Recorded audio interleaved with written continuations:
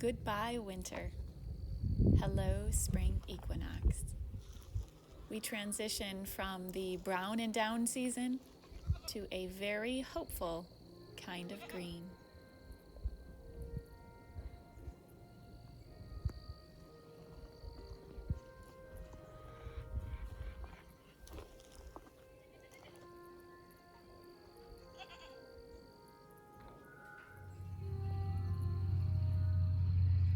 Beet and calendula seedlings have gone in on this long bed.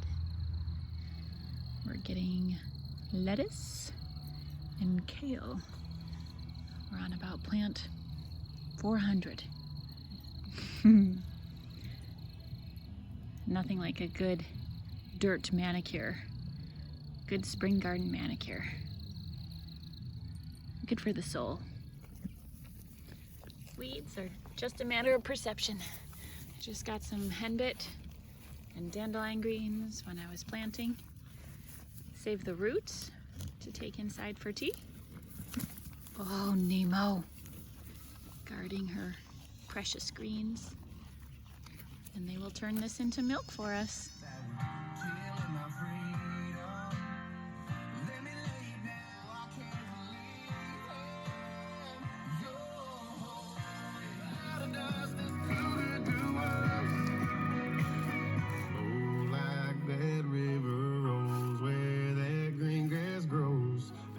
Explain it, oh, it's something, ain't it? Out with 6 trays of cool season plants into the greenhouse and into the garden, and now we are ready to get started on some frost tender plants. We are about 4 weeks away from our last expected frost, so it is time for that second round of indoor frost tolerant seedlings.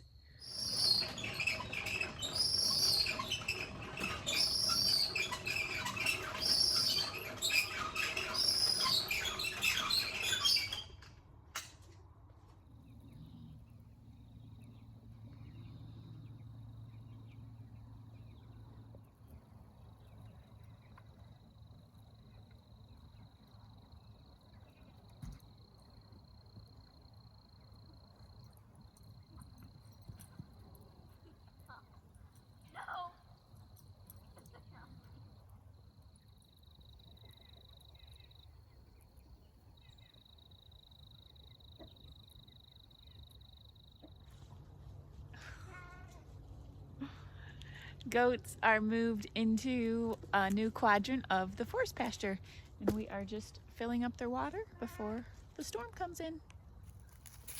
Hey, Marzi.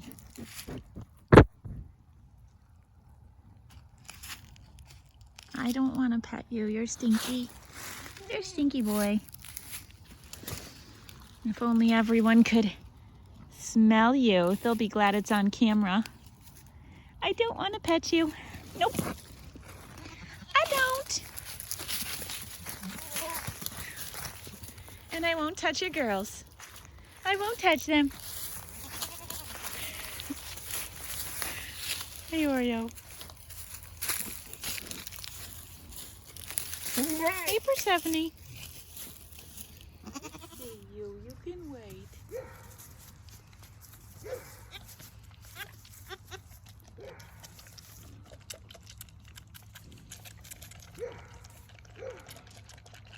Last bottles of the night. It's 8 o'clock.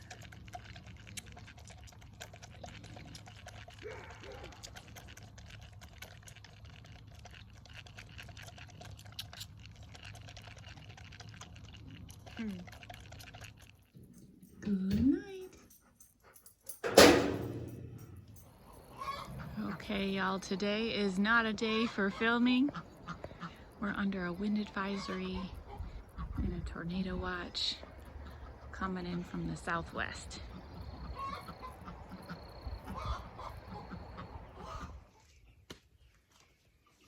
Hello, beautiful souls. Another day has passed.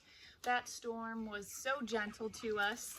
We got about 1.5 inches of rain, and I always get fearful with those tornado warnings because Any kind of hail means we're at risk of damaging this entire high tunnel roof. So thankfully we didn't have any hail. It was very gentle. All of our meat birds were moved onto higher land, so they didn't suffer any damage or get really grody with all the mud puddles, and everybody did really well. So I am back out today. I have an hour space time. We had a homeschool field trip this morning. We did a little bit of homeschool work. Someone's coming up to pick out their home hatchery rental. That was rescheduled because of the storm. So they will come, gather their supplies, gather their eggs. We'll have dinner, and then I take my son off to jiu-jitsu tonight. It is normally something Daddy does, and I pick up buckets from all the local restaurants to feed the animals and feed the compost. But we switched that around with him working, and it's just been a wonderful day. We are extremely blessed and having this nature school program to be able to have a lot of community support with trade options. Our very first year, we traded with another mom who owned a performing arts studio, and my daughter was able to take Irish dance. And my son took a class for a year and trade for her son coming to our nature school. This year, we were able to leave for Thanksgiving to visit family, and another family took care of the farm for a week and trade for their daughter coming to nature school. And now one of our families that's been with us for many years has started a jiu-jitsu place. We now are able to trade her daughter coming to our forest homeschool and my son having an extracurricular of his own. So I'm just forever thankful for this community and the way this program can operate to serve within the community. Today I am out during this time, and my goal is to try to get these tomatoes up planted. They were planted a month ago in it was actually snowing outside. We had some snow, and they are ready to be potted up.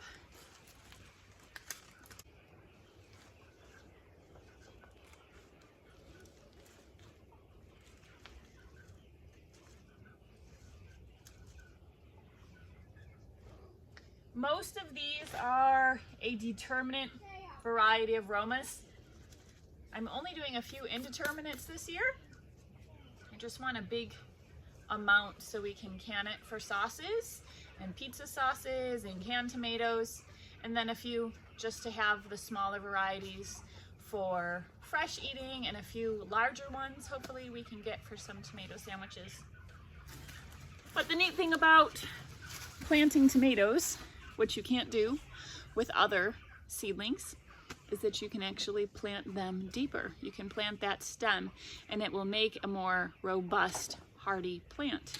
So here's the after of us planting. But I take off these bottom two stems, the ones that actually are not the first true leaves. Sometimes I even take off a leaf, a whole stem, if they are very leggy.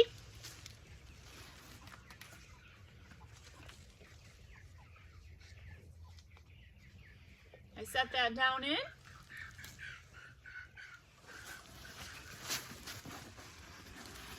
And then inside of here, I can just cover that stem right up, and that whole stem will actually put on some nice roots. And our planting date for these tomatoes outside is not for another 4 weeks, to be on the safe side. So they should be nice and strong and ready to go outside at that time. This sifting area allows me to save a little bit of money instead of buying seed starting mix. Then you can buy peat moss, vermiculite, coconut coir, and compost that we have, and sift that in and start seeds. I know a lot of times you want to have a sterile solution to start your seeds in, but I find that often also means it's void of nutrients, so you have to upplant and be really on top of your game. And in my case, I went 2 weeks longer than I probably should have, and because I put some compost into my seed starting mix, it did really great. I didn't have any really dampening off or fungal diseases this time, which was great, but some years I definitely have. We did it! We have 40 tomatoes upplanted.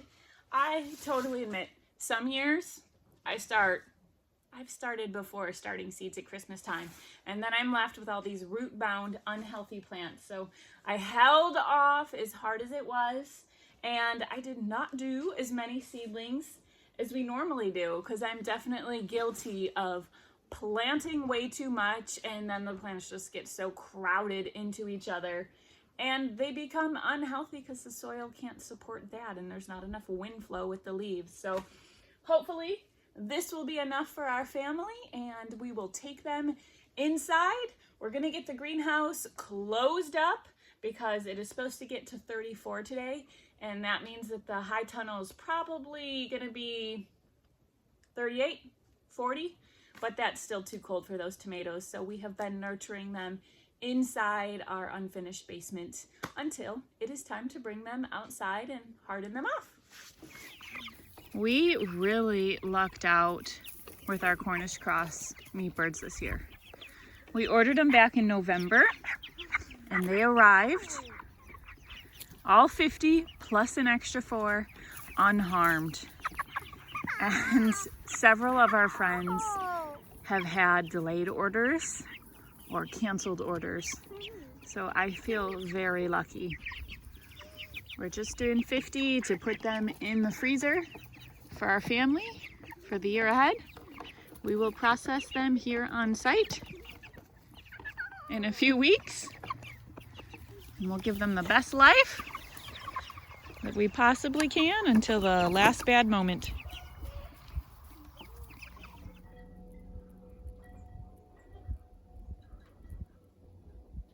I think it's been at least 10 minutes.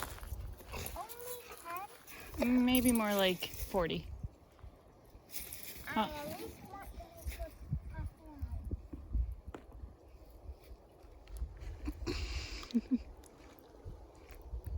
I wanted to bring us out here to show you in the background something very exciting that Jared created for our family. He turned this beetle kill pine into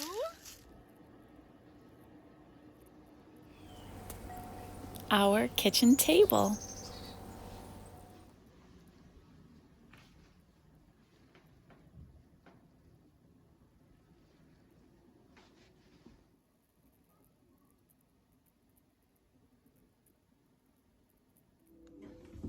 We did 8s, 10s? Okay. So we're left with 2 equivalent fractions here. 1/4 is equivalent to how many 8s? 2 eggs. And how many 12s? 3. What do you notice about the denominators here?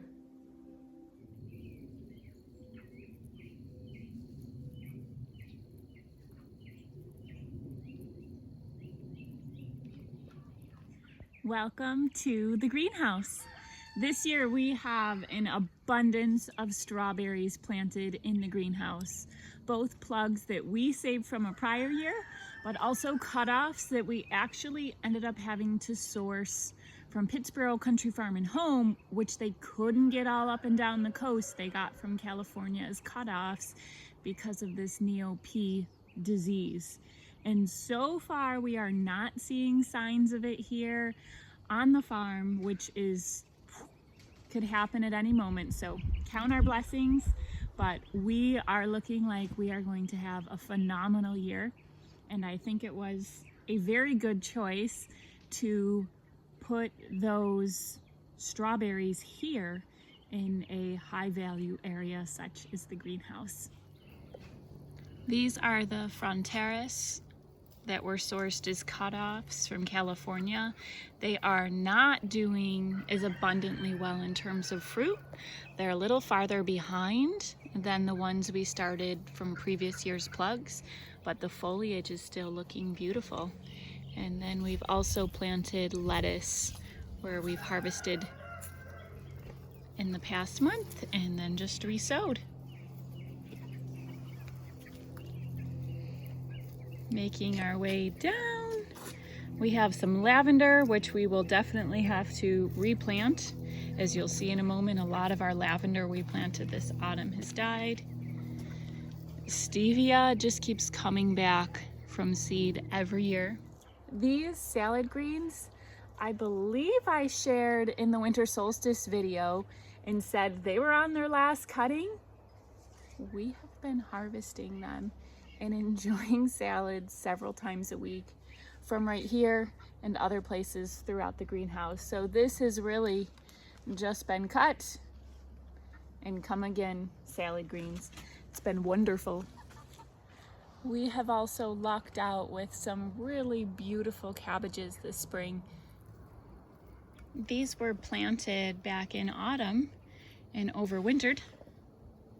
Their heads have been a little looser on the interior, but still delicious. I actually had coleslaw for lunch with some barbecue pulled pork sandwiches. And all of these spots that you're seeing, that's where we've pulled out other cabbages or cauliflower.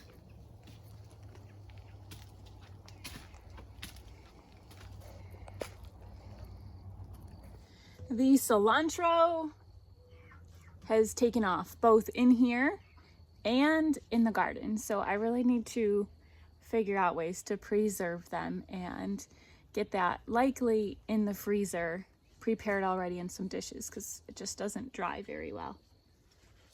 But we also have hidden back behind here some peas.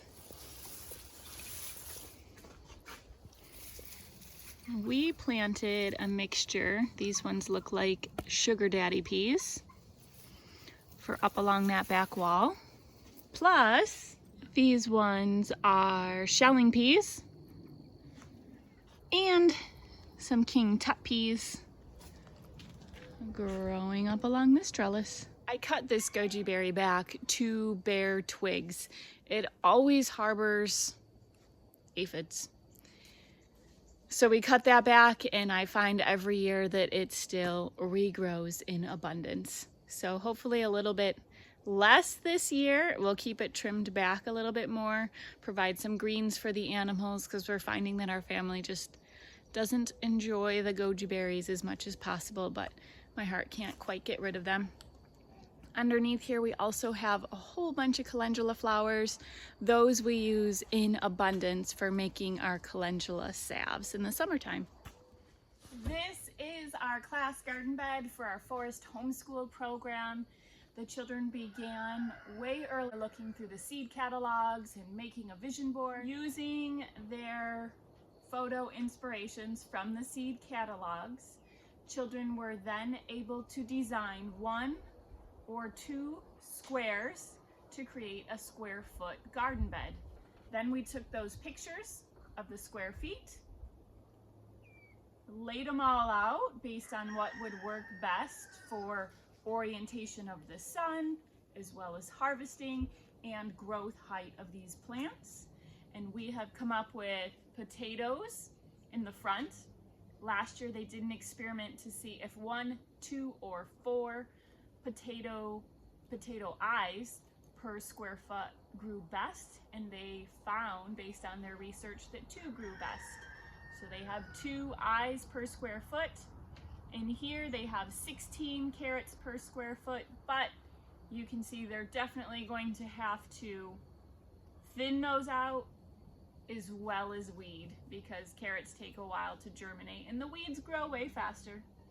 Over here they've planted peas along with nasturtiums, those nice little spicy flowers.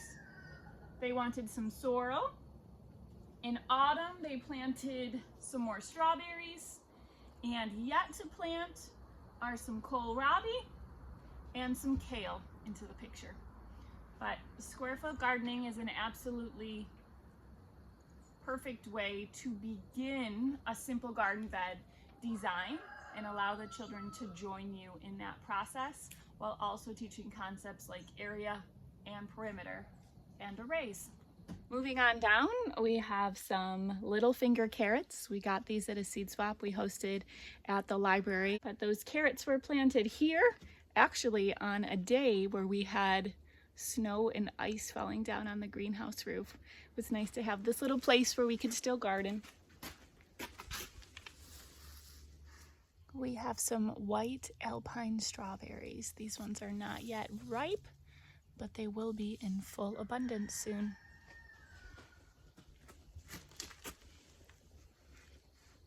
And then over here we have some Denver carrots. I wanted to plant those because our forest kindergarten program this week, they just did a story about Old Gnome and the gigantic carrot, and he had to call all of his friends to help him pull this gigantic carrot out of the ground. So I wanted them to see those carrots, which were actually planted before these radishes that the children also sowed during forest kindergarten. So they harvested this week at school those radishes. There are a few left here that the children did not eat. They harvested those radishes. But as you know, food always tastes better if you grow it yourself, if you get it straight from the garden, but radishes still don't win all the children over. So where they picked out those radishes, they planted some more carrots. Radishes work great with children because it's only 30 days. Carrots are way sweeter, but that's gonna take about 100 days for these children to see the harvest. So they likely will not see their carrots until almost the end of the school year. We also have some turnips planted, and you'll notice lots of space open and all the trellises are not full yet, and that is because we still have a lot of frost tender things to plant in here once the temperatures get a little bit warmer. And that takes you to something very exciting. I saved the best for last.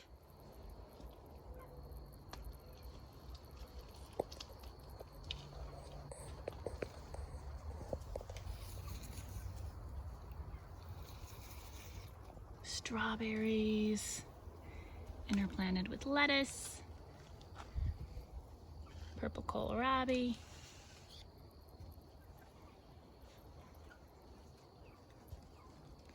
and these are the strawberries I took cuttings from last year's plants.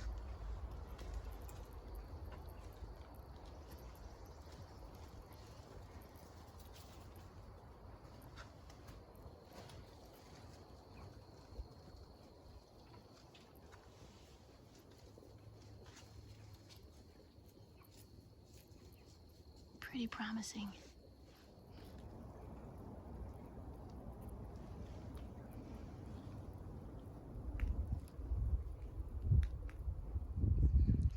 Now I bring you out to the garden where we have those strawberries again.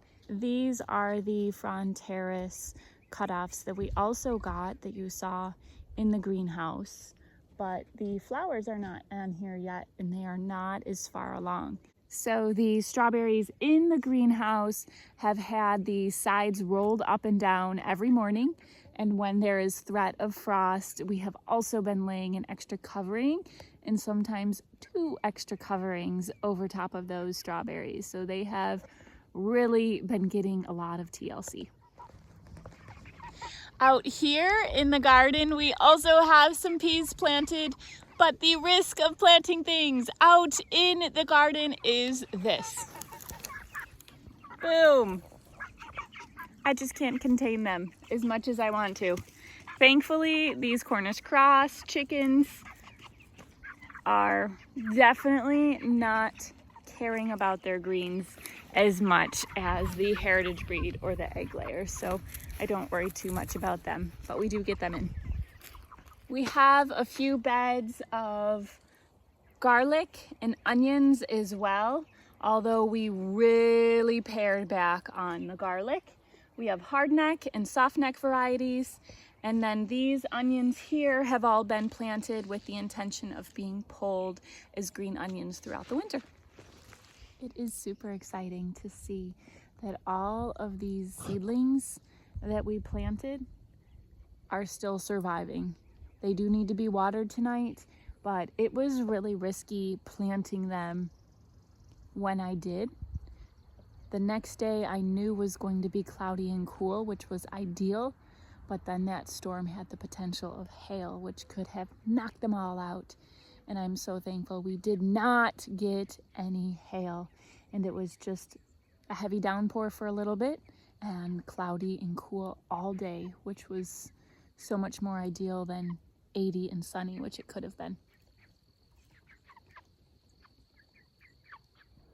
We have a few peach and plum trees, which have all blossomed. So now we hope for no frost for the month ahead. Maybe we'll have an abundant harvest like last year or the year before with 100% loss. We'll see. Optimism and hope. The thornless blackberries have yet to show any foliage or flowers. Same thing with the red raspberries. Same thing with any of the 6 muscadines we have planted throughout the property.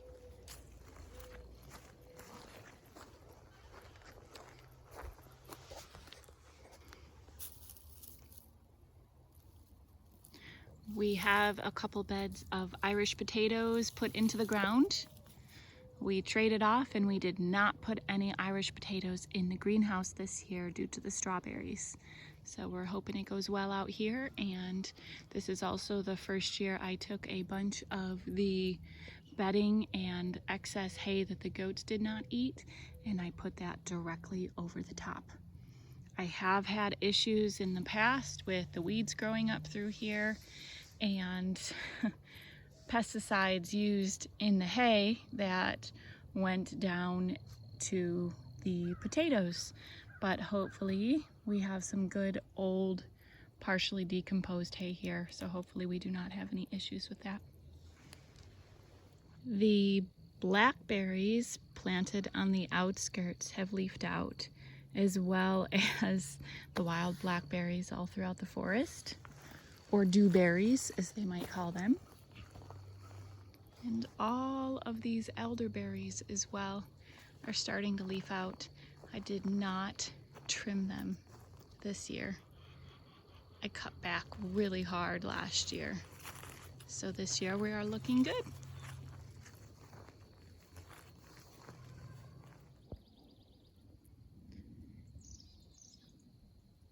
The blueberries are also putting on some abundant blossoms.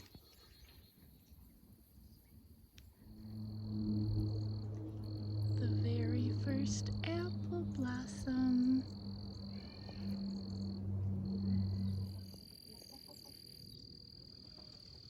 We also recently burned the asparagus bed because we are starting to get our first handfuls of asparagus. And I have to show you, let's be real. Sometimes you just can't get it all done. This is one of those beds. But the beauty of it not being cleaned up in winter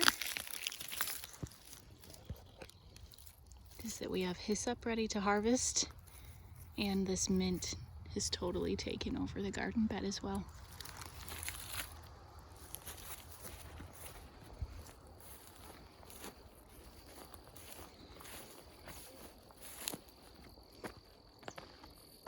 Same thing here with this garden bed. I did not get all those beans pulled up, but by leaving those roots down here, they're going to add nitrogen into that soil, and we still have a round of potatoes to plant that we will cover with a thick mulch, and now we will not need to apply chemical fertilizer. This garden bed especially makes me happy. In Forest Homeschool, we studied bulbs and did an onion dissection, and our children planted these, And now in springtime, they've been watching these bulbs emerge, and we have used it as a baseline, not just for observations and field notes, but also as a way to study fractions based on the emergence of each species and different colors.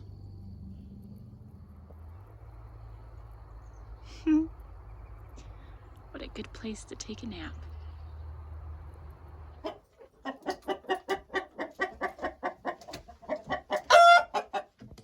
The eggs coming in are absolutely abundant this time of year. We are getting ready to put in our third batch of water glassed eggs. Plus we have a couple dozen in the refrigerator to have in a month's time for hard-boiled eggs. I always geek out on the genetics. I find it absolutely fascinating to have been able to develop these olive speckled eggs over the years, but it's been quite eye-opening with having my children raise chickens for 4-H, going back to the production layers and seeing that these egg layers can produce 100 less eggs a year than my children's more productive 4-H chickens. So it's a really hard thing sometimes to decide between which chickens to continue breeding.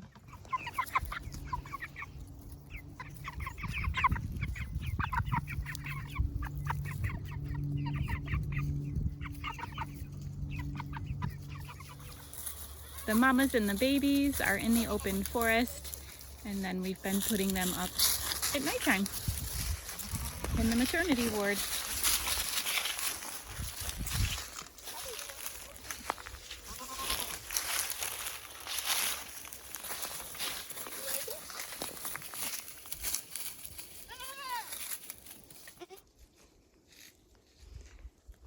Introducing Stormfly, Astrid, Heather,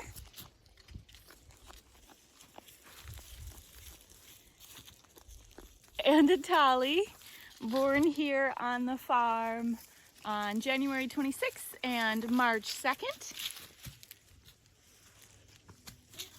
with our goal being to have no more than 3 goats in milk at a time throughout the whole year, plus Gothi, a rescue from another farm, and a bottle baby.